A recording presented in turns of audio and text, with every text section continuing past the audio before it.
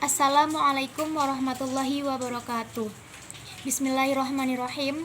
Kami dari kelompok 10, kelas Tadris Bahasa Indonesia 1B.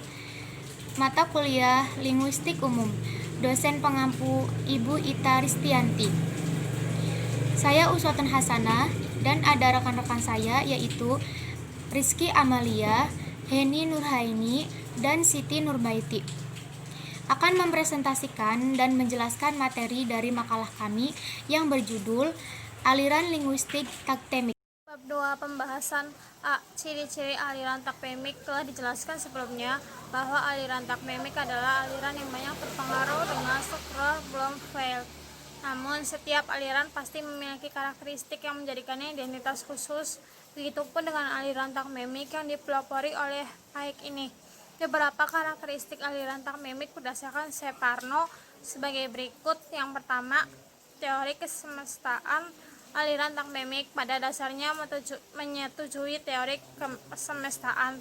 Teori kesemestaan beranggapan bahwa semua bahasa yang ada di dunia ini di samping memiliki ciri khasnya masing-masing juga memiliki ciri atau karakter yang sama untuk semua bahasa.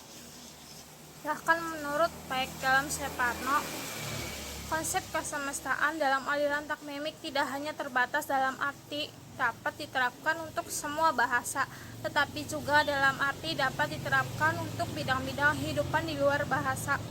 Yang kedua, sifat eklektik. Aliran taktemik bersifat eklektik karena secara substansial, aliran ini adalah perpaduan dari aneka macam teori yang dirangkum menjadi satu. Karakteristik aliran linguistik tertentu dipilih dan ditempatkan secara proporsional sesuai dengan peran masing-masing.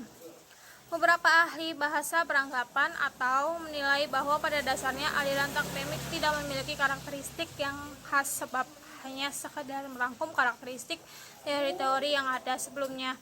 Anggapan tersebut sebenarnya sangat tidak tepat. Memang dalam hal dimensi takmim demikian adanya, namun pada saat teman-temannya tentang hakikat kalimat, klausa predikat, dan hierarki gramatikal, aliran taktemik memiliki pandangan tersendiri yang berbeda dengan aliran sebelumnya. Yang ketiga, setiap struktur gramatik terbangun atas takmin. Takmin adalah unsur dari suatu konstruksi gramatik yang memiliki 4 dimensi, yakni dimensi slot, dimensi kelas, dimensi peran, dan dimensi kohesi. Yang pertama ada slot. Slot adalah suatu dimensi takmen yang merupakan tempat kosong di dalam struktur yang harus diisi oleh fungsi takmen. Dalam tataran klausa, fungsi takmen tersebut berupa subjek, predikat, objek, dan adjunkt. Pada tataran lain, umumnya fungsi takmen berupa inti, nukleus, dan luar inti, margin. Kelas, filler, kelas merupakan dimensi takmen yang merupakan wujud nyata dari slot. Wujud nyata slot tersebut berupa satuan-satuan lingual seperti morfem, tata frasa, klausa, alinea, monolog, dialog, dan wacana. Yang ketiga ada peran, role. Peran adalah dimensi atau benda penanda takmen yang merupakan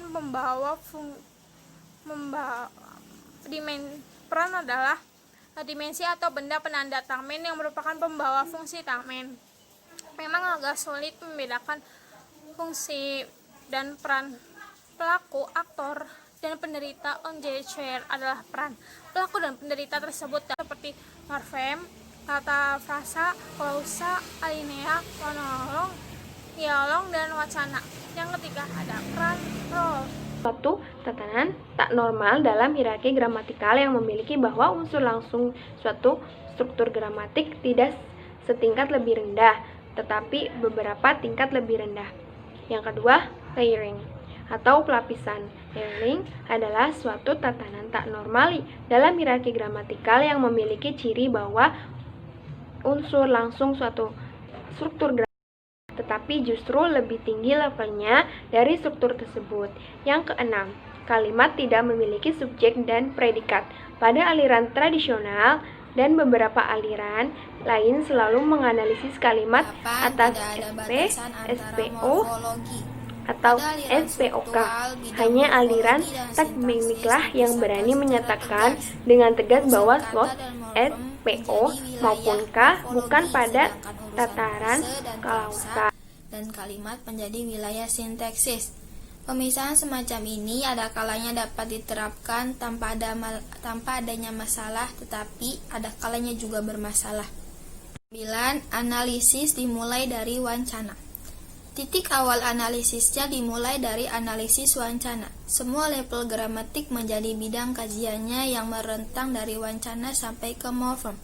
Tidak ada pemisahan bidang wancana, sintaksis dan morfemologi. Demikian presentasi dari kelompok